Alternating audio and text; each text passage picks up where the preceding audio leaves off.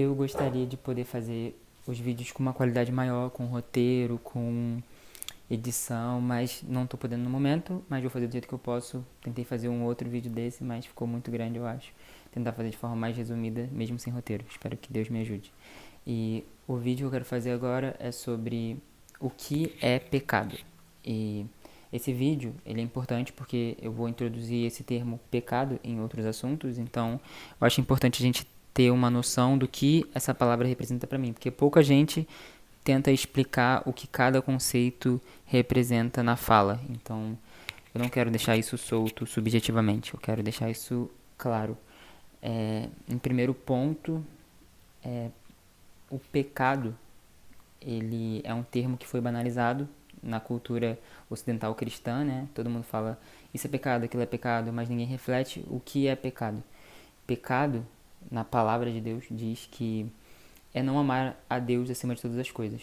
Em Lucas 10, no versículo 25, tem um diálogo entre Jesus e um mestre na lei.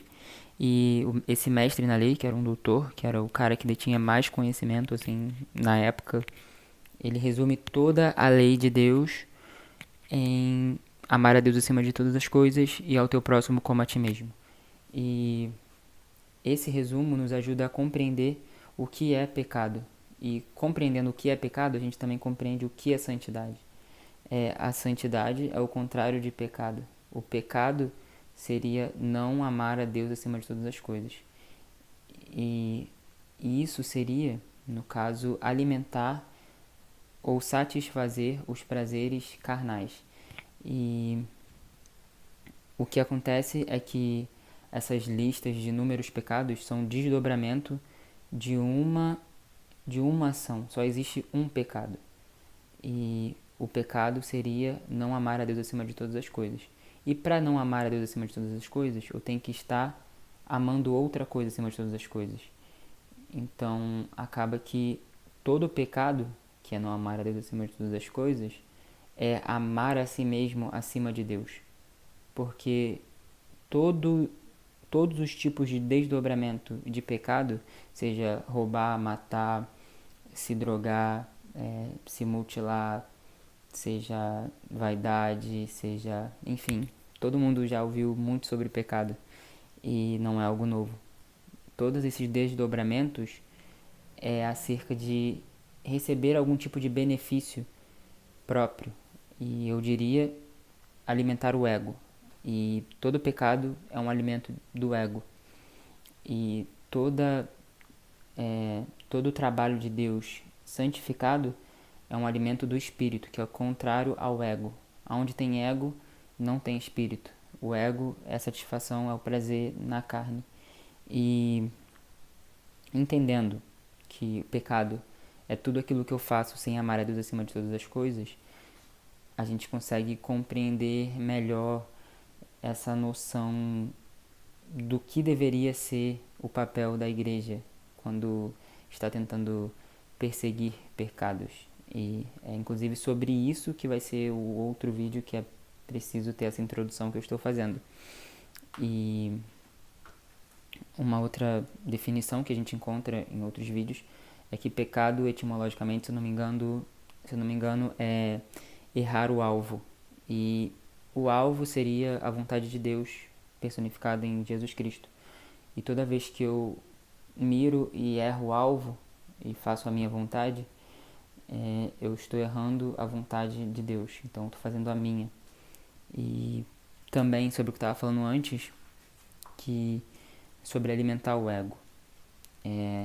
Alimentar o ego seria também uma demonstração de idolatria. Porque, por exemplo, uma definição que eu ouvi através de uma ministra, eu esqueci o nome agora, mas depois eu deixo disponível. Andrea, da Andrea Vargas. Ela explica, e eu achei muito interessante a explicação dela, que todo idólatra, ele é um amante de si mesmo. Porque o idólatra, ele não adora o ídolo, ele adora a si mesmo. Ele usa o ídolo para fazer a própria vontade. Por exemplo, a gente acha que a pessoa que está idolatrando, sei lá, a deusa da fertilidade. Ela ama aquela deusa, mas na verdade ela só quer a fertilidade que aquela deusa oferece para ela. Ela está sendo amante de si mesma. Ela usa a idolatria dela para buscar a própria satisfação. Então, da mesma forma, tem muitos cristãos que infelizmente estão pecando, fazendo a vontade do diabo em nome de Deus. Tem muita gente usando Deus para fazer a própria vontade. E eu falo isso com temor no coração, porque em algum momento eu posso fazer isso e eu ainda tenho muitas coisas ainda para crescer em Cristo e eu preciso estar sempre me sujeitando à vontade de Deus, porque eu tenho a capacidade de fazer pior do que eu já fiz e do que os outros fazem. Então, falo isso com esse temor, entendendo as minhas limitações, mas crendo também que Deus é poderoso para abundar a graça onde superabundou. Abundar, trazer muita, vou usar um vocabulário mais fácil. Aonde teve muito pecado, Deus faz com que tenha muita glória de Deus, porque nas coisas improváveis que Ele trabalha. E acaba que as pessoas não entendem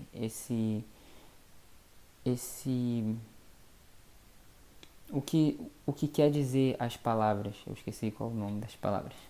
O significado de cada palavra. E parece que idolatria é só quem, sei lá, adora Ave Maria ou outras figuras mitológicas ou outros deuses e de imagens. Idolatria, na verdade, é um sentimento, não é a imagem em si, não é, sei lá, eu adorar esse abacaxi aqui. Não, é eu querer que esse abacaxi satisfaça a minha vontade. É aí que está a idolatria. E tem como fazer isso sem imagem, tem como fazer isso com o coração também. Eu não preciso de uma imagem para ser idólatra. E eu só preciso querer satisfazer a minha vontade. E é isso que é idolatria.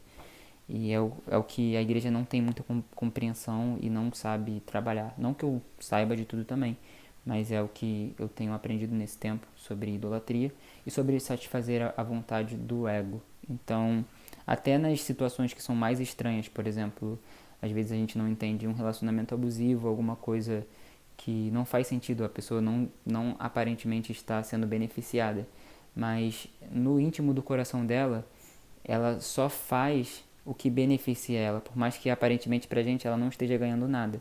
Por exemplo, sei lá, uma pessoa que está cativa nas drogas, que não consegue parar de usar drogas e já destruiu toda a sua vida. Parece que ela tá sendo, tipo, ela tá sendo burra, ela já não tem mais vontade própria. E é verdade, é uma verdade. Mas no fundo, ela está satisfazendo o prazer carnal dela. Ela está escolhendo, mesmo que com pouca possibilidade de escolha, né? Porque, infelizmente, quando a dependência é química, a gente não tem muito controle.